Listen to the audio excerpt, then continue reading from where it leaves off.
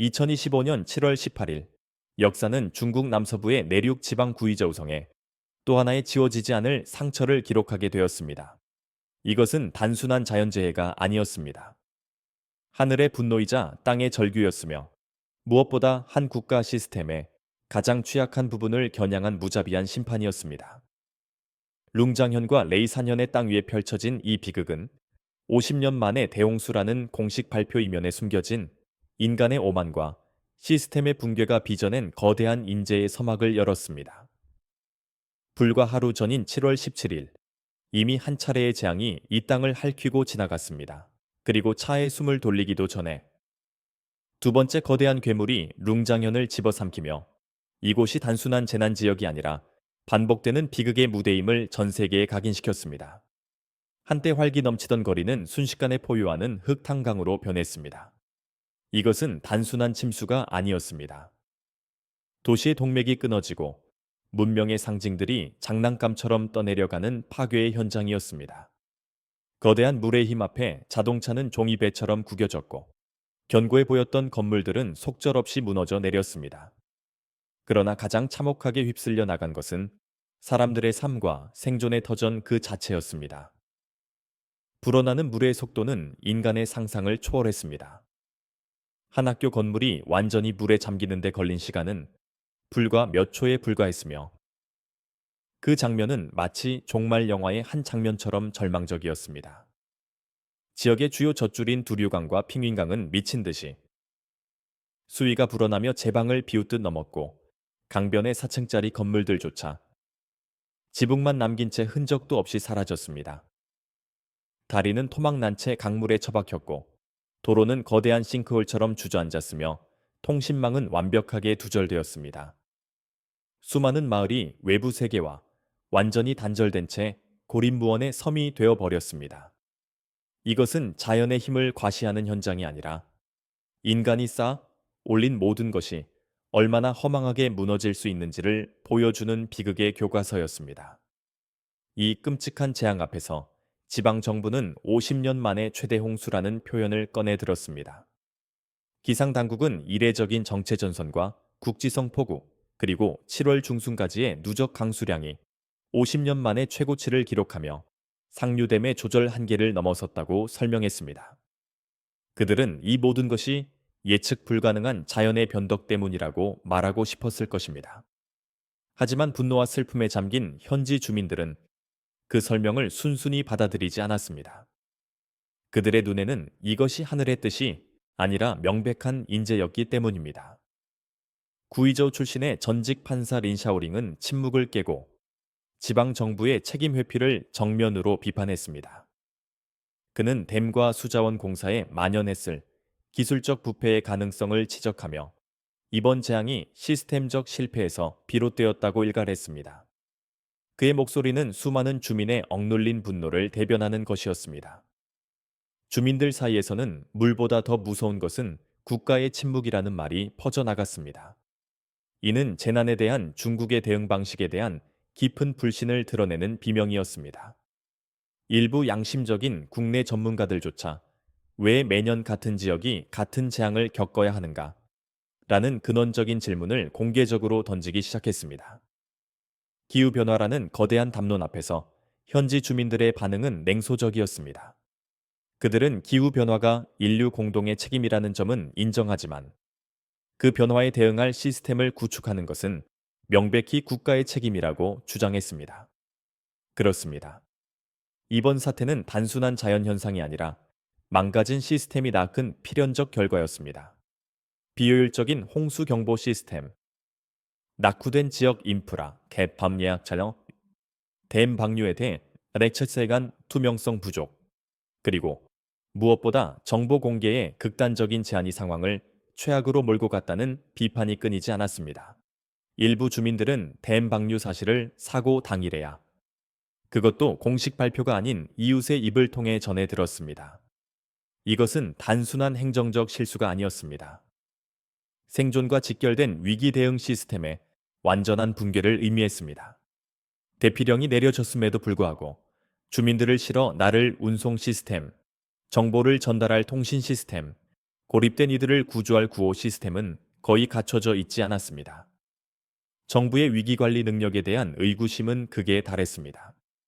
심지어 댐방류가 의도적으로 야간에 집중되었다는 주장이 제기되면서 일부 주민들 사이에서는 이것이 의도된 희생이 아니냐는 끔찍한 의혹마저 피어올랐습니다. 재앙이 핥히고 지나간 자리에 남은 것은 처참한 파괴의 흔적이었습니다. 40만 명이 넘는 주민이 긴급 대피했고 수천 채의 가옥과 상점, 차량 그리고 사회 기반 시설이 파괴되었습니다. 도시는 온통 진흙으로 뒤덮였고 수많은 가정이 삶의 터전을 잃었습니다. 불과 몇 분 전까지 평화로웠던 마을이 거대한 황토색 강으로 변해버리는 영상은 보는 이들의 가슴을 미어지게 했습니다. 그러나 이것은 단순한 물질적 피해가 아니었습니다. 존재의 상실이었습니다. 사람들의 삶이 한순간에 뿌리째 뽑혀 나갔습니다. 현지 주민들은 이번 홍수를 괴물이라 부르며 몸서리쳤습니다. 우리 집이 있던 자리엔 이제 아무것도 남지 않았어요. 이 절망적인 문장은 수많은 생존자의 입에서 반복되었고 그 목소리 하나하나에는 희망을 잃은 자의 깊은 탄식이 배어 있었습니다.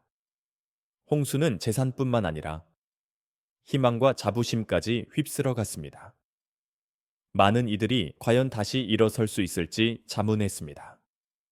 살아남는 것과 다시 살아가는 것은 전혀 다른 이야기입니다. 한 생존자의 말은 재앙 이후의 삶이 얼마나 더 가혹할지를 예고하고 있었습니다. 도시 기능은 마비되었고 식량 공급과 위생 문제, 그리고 전염병의 위협이 고개를 들기 시작했습니다. 가뜩이나 경제적으로 어려웠던 주민들에게 복구라는 단어는 너무나 멀고 추상적인 개념처럼 들렸습니다. 룽장현은 한때 중국에서 가장 가난한 지역 중 하나였지만 2020년 빈곤현 명단에서 벗어나며 새로운 도약을 꿈꾸고 있었습니다. 전국적인 화제를 모았던 촌초 즉 마을 슈퍼리그 축구 대회의 성공은 바로 그 희망의 상징이었습니다. 그러나 그 꿈이 얼마나 쉽게 무너질 수 있는지를 이번 재앙은 여실히 보여주었습니다. 지역 관광의 상징이자 촌초의 심장이었던 주 경기장마저 7m 깊이의 흙탕물 아래 잠겨버렸습니다. 이 비극은 구이저우성에만 국한되지 않았습니다. 스촨성 충칭시 등 서부 내륙 지역 전체가 동시다발적인 폭우에 직면했고 곳곳의 댐과 저수지들은 한계 수위를 넘나들고 있었습니다. 일부 전문가들은 이것이 더 이상 국지적 홍수가 아니라 시스템 붕괴 수준의 재앙이라고 평가했습니다. 만약 추가적인 폭우가 내리거나 상류의 다른 제방이 무너진다면 그 결과는 국지적 수준을 넘어 국가적 규모의 대위기로 번질 수 있다는 끔찍한 경고였습니다. 물론 정부는 룽장현 주민 40만 명 전원에게 긴급 대피 명령을 내렸고 재건을 약속했습니다. 그러나 재산뿐만 아니라 일상 전체를 잃어버린 주민들이 다시 삶을 되찾기까지는 상상 이상의 시간이 걸릴 것입니다. 중국 정부 역시 이번 홍수를 단순한 재앙으로만 보지는 않았습니다. 그들은 지난 몇 년간 여름철 폭우를 회색 코뿔소나 블랙스완처럼 예측 가능하지만 대응에 실패할 경우 치명적 재앙을 초래할 수 있는 위험으로 규정하고 경고해 왔습니다. 하지만 현실의 대응은 그 경고의 수준에 미치지 못했고 그 간극이 이번 사태에서 비극적으로 드러났습니다. 하지만 그 참혹한 현실 속에서도 희망의 불씨는 꺼지지 않았습니다. 일부 민간 구조대와 자원봉사자들은 누구보다 먼저 위험 지역으로 뛰어들어 필사적인 구조 활동을 펼쳤습니다. 주민들은 소셜미디어를 통해 실시간으로 위치와 피해 상황을 공유하며 추가 피해를 줄이는데 결정적인 역할을 했습니다. 직접 만든 뗏목으로 아이와 노인을 대피시키고 얼마 남지 않은 음식을 나누며 서로를 격려하는 주민들의 모습은 지옥 같은 현실 속에서도 인간애가 살아있음을 보여주는 감동적인 장면이었습니다. 이 재앙은 거대한 사회적 각성을 불러왔습니다. 수많은 시민이 언제까지 이렇게 무방비 상태로 당해야만 하는가? 라는 질문을 던지기 시작했습니다. 환경 문제와 재난 대응 시스템에 대한 관심이 폭발적으로 증가했습니다. 그동안 외면받았던 제방관리, 배수시설, 재난 대비 교육과 같은 문제들이 이제 국가적 과제로 떠올랐습니다. 이것은 단순한 여론의 변화가 아니었습니다. 구조적 개혁을 요구하는 거대한 국가적 에너지로 이어지고 있었습니다. 룽장현 사태는 또 하나의 준엄한 경고입니다. 이제 더 이상 이례적인 폭우 탓만 할 수는 없습니다. 기후위기는 일상이 되었고, 그로 인한 재앙은 반복되고 있기 때문입니다. 정부와 사회는 이 새로운 현실에 맞춰 시스템을 재정비하고 더 늦기 전에 대응 방식을 바꿔야 합니다. 재난 대비 교육을 강화하고 실질적이고 즉각적인 정보를 국민에게 제공하지 않는다면 다음 비극은 그저 시간 문제일 뿐입니다. 이번 홍수는 단순한 뉴스가 아니라 역사적 순간으로 기억되어야 합니다. 흙탕물 속에서 필사적으로 손을 흔들던 소녀, 지붕 위에서 아이를 끌어안고 있던 어머니, 눈앞에서 집이 무너지는 것을 보며 오열하던 노인의 얼굴은 결코 잊혀서는 안 됩니다. 그들의 고통과 분노, 그리고 간절했던 외침을 기억하는 것. 그것이야말로 우리가 이 재앙으로부터 배워야 할 진정한 교훈입니다. 그 기억 속에 다시는 반복되어서는 안 될 미래를 위한 설계도가 있기 때문입니다. 이것은 홍수에 대한 기록이 아니라 한 국가의 심장에 새겨진 비극의 맹세입니다.